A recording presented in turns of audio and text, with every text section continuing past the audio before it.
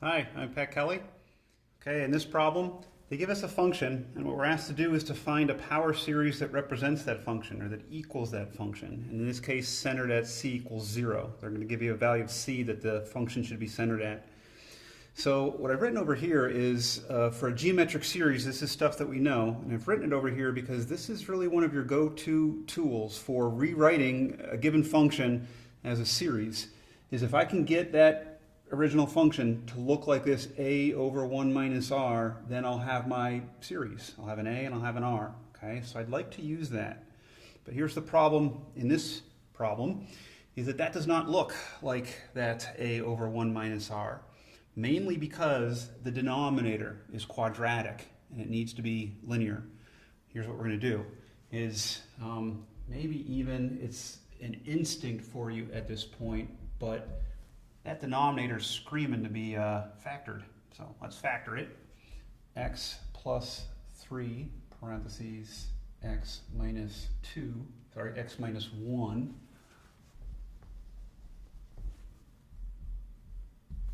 Right, check that that works. Looks good.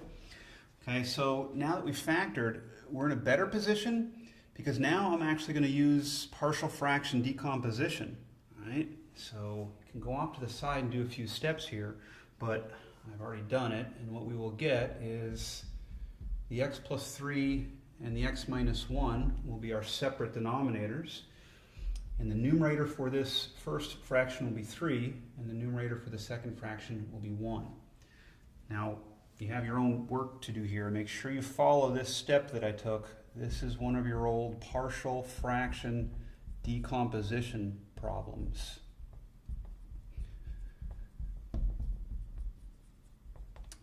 Okay, but now that we have our original function written as two separate functions like this, where each of the denominators is linear, I can get each one of them separately to be a geometric series. So that's where I'm at.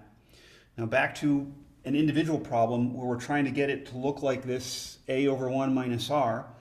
What you want to focus on is getting that 1 minus. Okay, so this first fraction has a 3.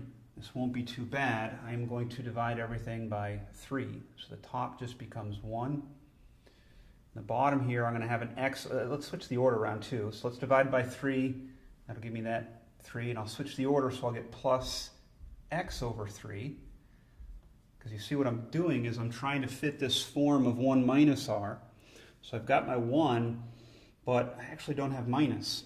I have plus. I'll take care of that in the next step. Plus.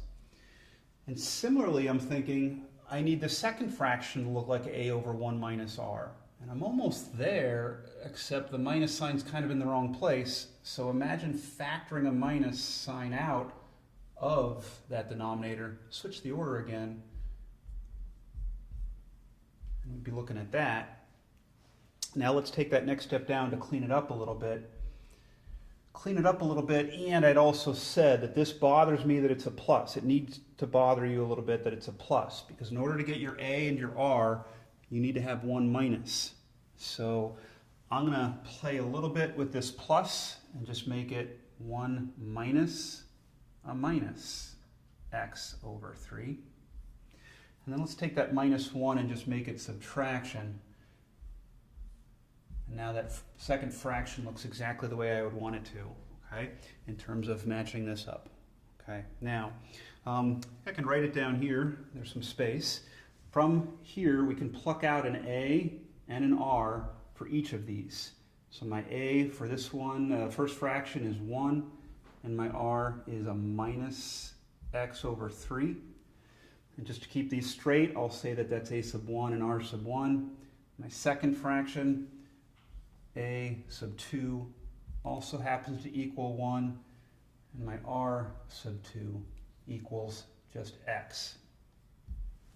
All right. Now what that does for me then, back to the whole geometric series stuff that we know, is that each fraction can now be rewritten as this infinite series with just a times whatever my r is raised to the n power. So let me slide all the way up here just for some room. This equals, and now that first fraction, I'm going to replace it with the infinite series. sigma n equals 0 to infinity. My a for the first fraction was just 1 times r, which is the minus x over 3 to the n power. And the second fraction, I have a minus sign in between. The second fraction, I now have the infinite series n equals 0 to infinity. And my a was 1 again, and my r is just x, so I'll have x to the n. Okay. And that looks good in terms of rewriting. If you follow all the equal signs, you've rewritten the original function as 2 infinite series, or the sum or difference of 2 infinite series. Okay. And the only other thing we'll need to do is find the interval of convergence, which we'll always want to do. So the interval of convergence, I would really have to tackle separately for each of the 2 geometric series that we did. This is easy, again, because they're geometric series, because all you do is look for the absolute value of r, and it needs to be less than 1. So for this first series, our r was minus x over 3, but I'm doing an absolute value, and I need that to be less than 1. Okay.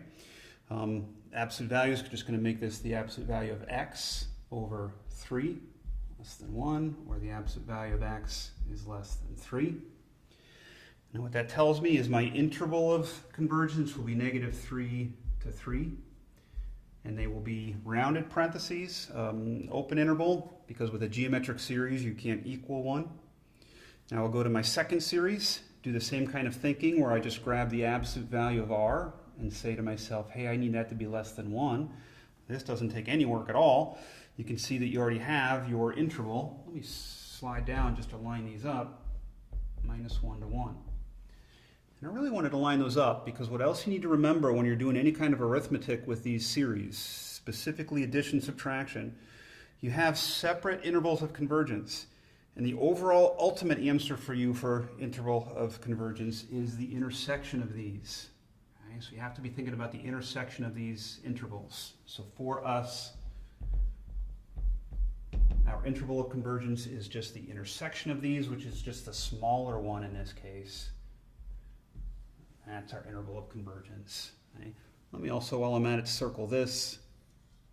That's what I would say is your final answer. The function they gave us can be rewritten as this power series with that interval of convergence.